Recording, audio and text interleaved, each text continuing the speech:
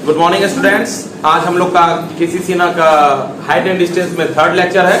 आज से पहले हम लोगों ने क्वेश्चन नंबर 1 to 14 का जो भी क्वेश्चन था वो देख लिया है। अब आगे क्लास को बढ़ाते हैं और 14 के बाद क्वेश्चन नंबर को देखते हैं। चलो बच्चों आगे बढ़ते हैं।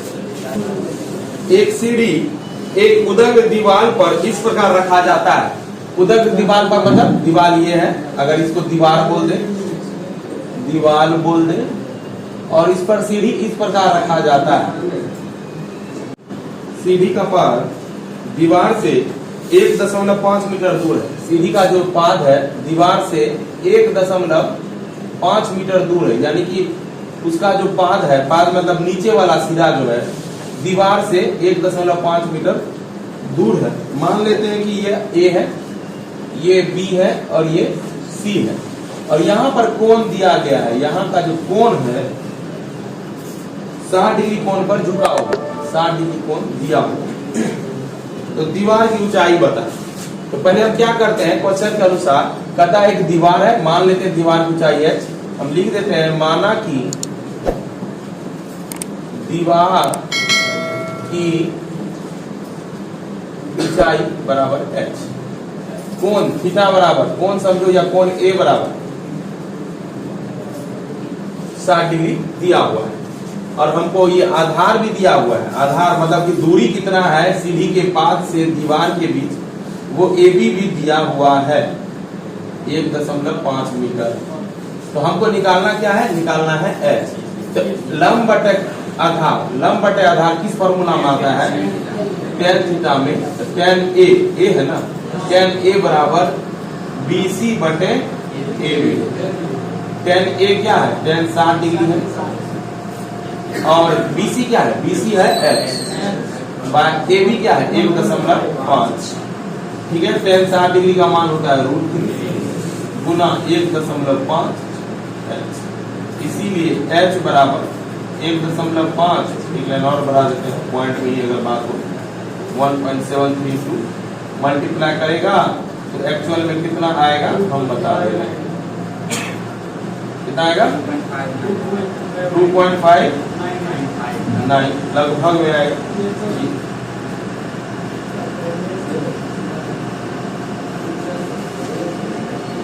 लगभग में आएगा आंसर। एक्चुअल आंसर क्योंकि रूट का मान तो एक्चुअल होता नहीं है, तो 3 डिजिट तक लेते हैं।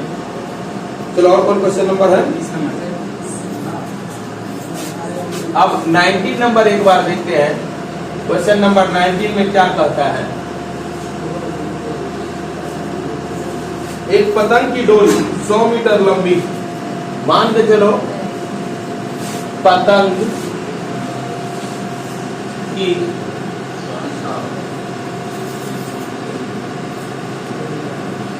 डोरी की लंबाई 100 मीटर। यह डोरी एक सरल रेखा के रूप में हो और उसे कोई ढील नहीं दी गई हो तो भूतल से थीटा कोण बनाती है। मान के चलो ये पतंग है मेरा, ये पतंग है, और मान के चलो हम यहां से भूतल, ये मेरा भूतल,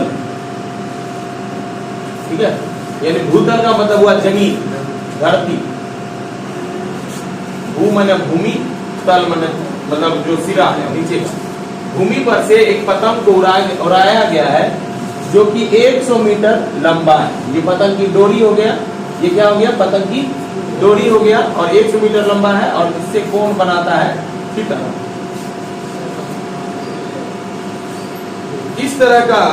इस तरह की साइन थीटा बराबर 8/15 यह है। साइन थीटा बराबर 8/15 दिया है। ठीक है, अगर ऊंचाई की बात करें तो ये हो गया ऊंचाई।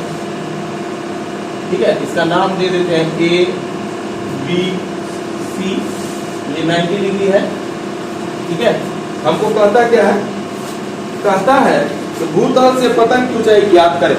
भूतल से पतंग की ऊंचाई क्या हो, ये हुआ भूतल, पतंग की ऊंचाई ये है, तो मान लीजिए h। माना कि भूतल से पतंग की ऊंचाई भूतल से पतन की ऊंचाई h है, तो साइन थीटा बराबर क्या होता है? लंब बटे लंब। अब साइन थीटा दिया हुआ 8 बटे 15, लंब क्या हो गया h, कर्ण दिया है 100 मीटर, तो कोना कोनी गुना करेंगे क्या होगा? 15h बराबर 800, h बराबर 800 बटे 15, 5 दिया 16 पंचे, इसलिए h का मान कितना आ गया?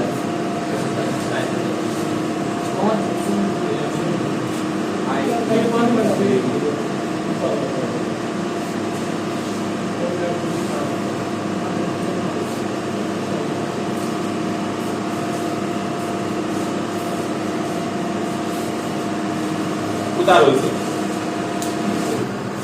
क्वेश्चन नंबर 21 देखते हैं बच्चा। 21 में क्या है? एक किसी वृक्ष के ऊपर का भाग जो आंधी से टूटकर पृथ्वी पर जा लगा।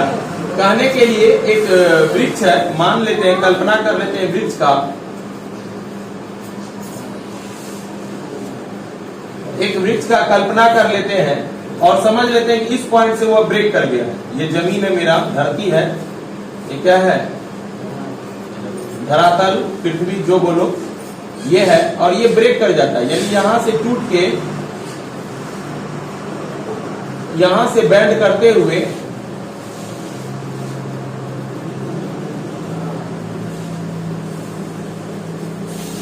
इस धरती पे लग जाता है।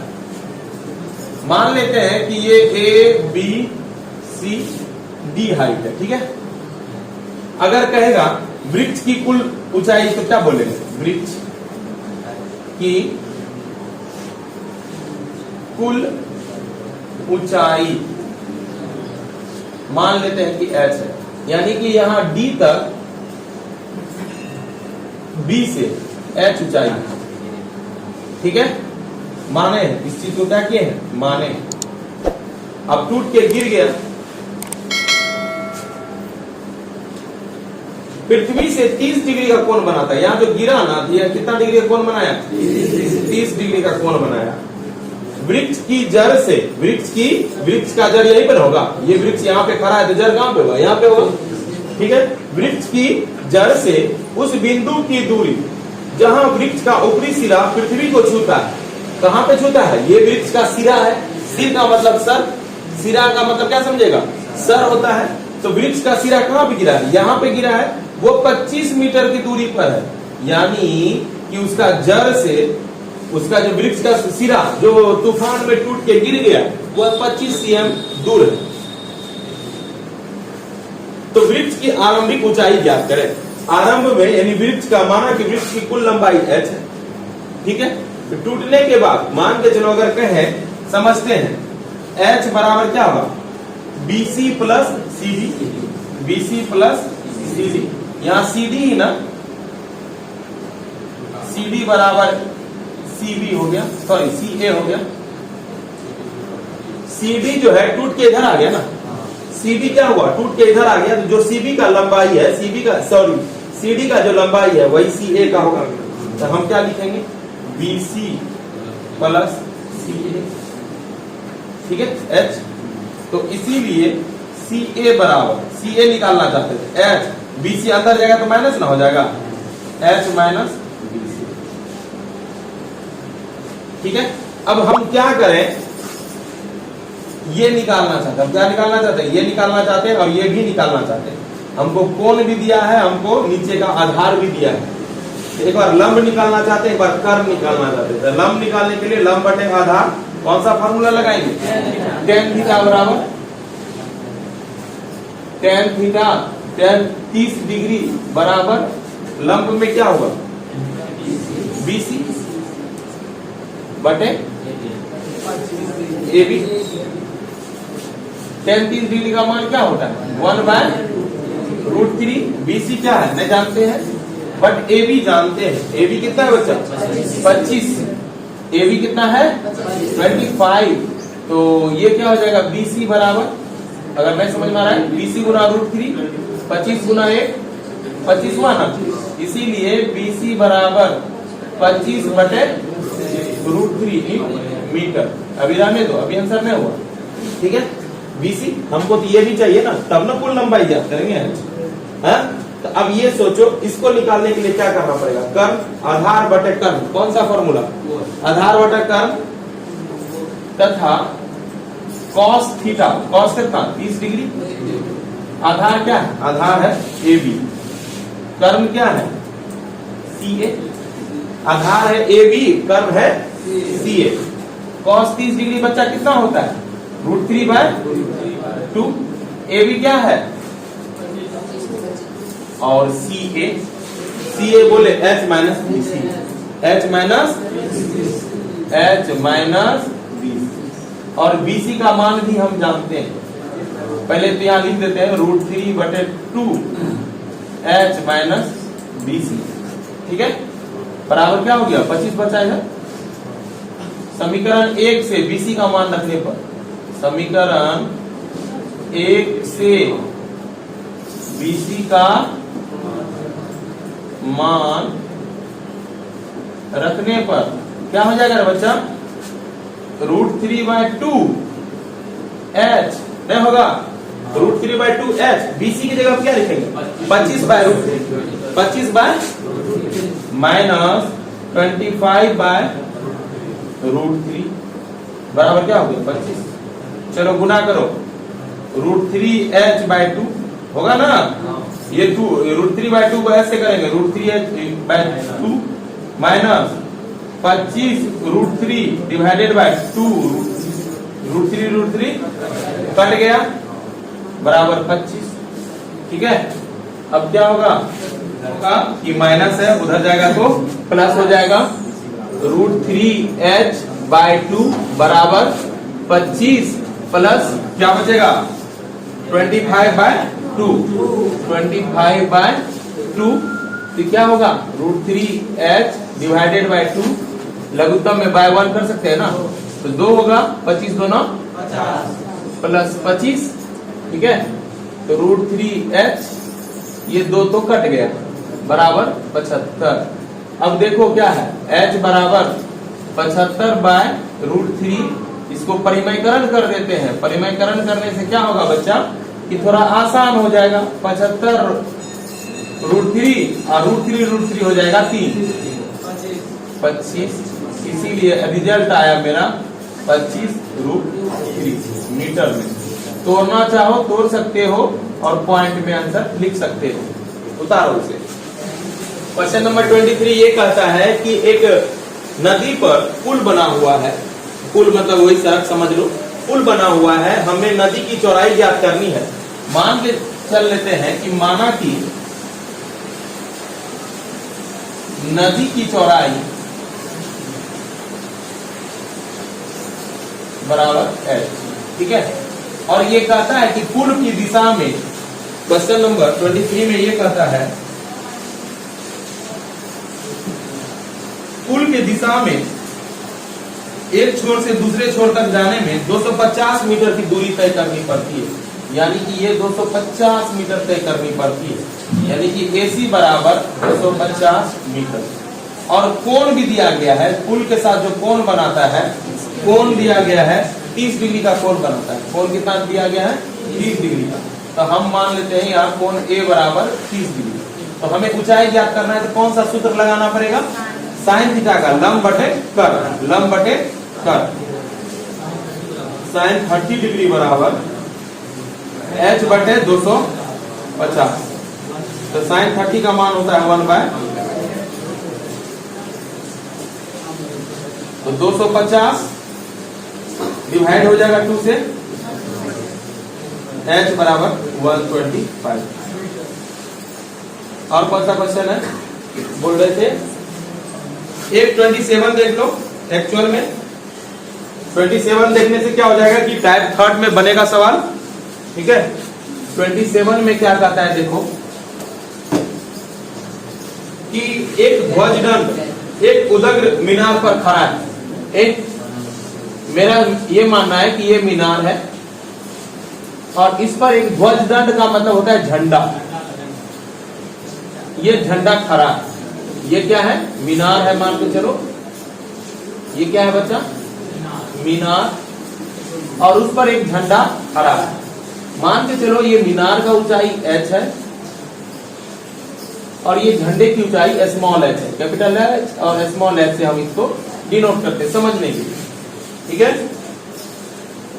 मीनार की जड़ से, मीनार की जड़ क्या हुआ? ये हुआ 10 मीटर दूर स्थित बिंदु से, 10 मीटर स्थित बिंदु एक यहाँ पे, ये क्या है? यहां से यहां की दूरी 10 मीटर है। ओके, अब क्या कहता है? मीनार एवं ध्वजदंड क्रमशः 45 एवं 15 डिग्री कोण बनाता है। मीनार का मतलब ये हुआ ना, यहां से यहां तक मीनार का कोण है, यहां से यहां तक है ना, ये 45 डिग्री है, ठीक है। और ये जो है ये इतना बड़ा, यहां से यहां तक टोटल मतलब यहां से यहां तक जो है ये 15 डिग्री। इसका एक्चुअल मतलब हुआ कि यहां से अगर मापेंगे तो 60 डिग्री होगा एक्चुअल, ठीक है। तो हम नाम दे देते हैं ए, बी, सी और ये डी, ठीक है। हमको क्या निकालना है बच्चा? निकालना है ध्वजदंड की लंबाई ज्ञात करें। हम क्या क्या माने हैं? माना कि मीनार की ऊंचाई, मीनार की ऊंचाई h मीटर में है और ध्वज दंड की ऊंचाई बराबर स्मॉल h। ओके, अब ये देखो, पहले यहां पर देखेंगे तो लग रहा है कि दो बार त्रिभुज बन रहा है। एक बार छोटा त्रिभुज, खासकर समकोण त्रिभुज की बात करेंगे कहने के लिए, तो ये भी एक छोटा सा त्रिभुज बन रहा है, लेकिन ये समकोण त्रिभुज नहीं है। हम ऐसी आकृति की गणना करेंगे, ऐसी आकृति के बारे में सोचेंगे जिससे यह पता चले कि समकोण त्रिभुज बन रहा हो। तो त्रिभुज ए बी सी में अगर समझे तो थोड़ा सा साइड में इसको बना देते हैं तो क्लियरली पता चलेगा। यह है ए, यह है बी, यह है सी, ये हो गया h और ये हो गया 10, ये हो गया 45 डिग्री। तो tan 45 डिग्री बराबर h बटे 10 और tan का मान होता है 45 में 1 h/10, इसीलिए h बराबर निकल गया 10 मीटर। अब ये मेरा आंसर नहीं हुआ क्योंकि ये मीनार की ऊंचाई है, हमको ध्वजदंड की ऊंचाई को ज्ञात करना है। अब ध्वजदंड की ऊंचाई के लिए, और ये भी बात दिमाग में रखना है कि हमको समकोण त्रिभुज चाहिए। हमको कौन सा त्रिभुज चाहिए? समकोण त्रिभुज चाहिए। तो ये नहीं लेंगे, समकोण त्रिभुज क्या बनेगा? ए बी डी, यानी कि हम जो त्रिभुज की गणना करेंगे ए बी डी, और ये बन रहा होगा कोण यहां से यहां तक टोटल 15 नहीं लिखना, 60 डिग्री लिखेंगे, नीचे में 10 लिखेंगे समझने के लिए। एक्स्ट्रा पिक्चर बनाना है सर, ऐसा नीड नहीं है, लेकिन बना लेते हैं तो और अच्छी बात है कि समझ में आएगा क्लियरली क्या हो रहा है। तो यहां से यहां तक की ऊंचाई बी डी क्या होगा? बी से डी का ऊंचाई होगा h plus h, capital H plus small. तो त्रिभुज ए बी डी में tan 60 डिग्री बराबर h plus h divided by h, और tan 60 का मान बता चुके हैं कि √3 होता है 10, और कैपिटल H का मान भी 10 प्लस h, ठीक है। ये हो जाएगा क्रॉस मल्टीप्लिकेशन के साथ 10 प्लस h और ये हो जाएगा 10 √3, ठीक है। तो ये क्या हो जाएगा? ये 10 उधर जाएगा तो क्या हो जाएगा? माइनस में। तो यहां पर अगर लिखने के लिए लिखे तो h इक्वल टू 10 √3 माइनस 10, और कॉमन किया जा सकता है, 10 कॉमन करोगे तो √3 माइनस 1 होगा। ये भी एक्चुअल आंसर सही है, अगर आप चाहें तो पॉइंट में भी निकाल सकते हैं, जिसमें कि √3 का मान 1.732 रखा जा सकता है। तो बच्चे चलो आज मैं बस यही छोड़ रहा हूँ, 14 से लेकर 27 तक आज का वर्क रहेगा, और तुम लोग कोशिश करना केसीसी ना के 14 से लेकर 27 तक में जो भी प्रॉब्लम्स आए उसे कमेंट में लिखो और बताओ, मैं अगले क्लास में उसको सॉल्व करने की कोशिश करूंगा। तब तक take care and goodbye बच्चों।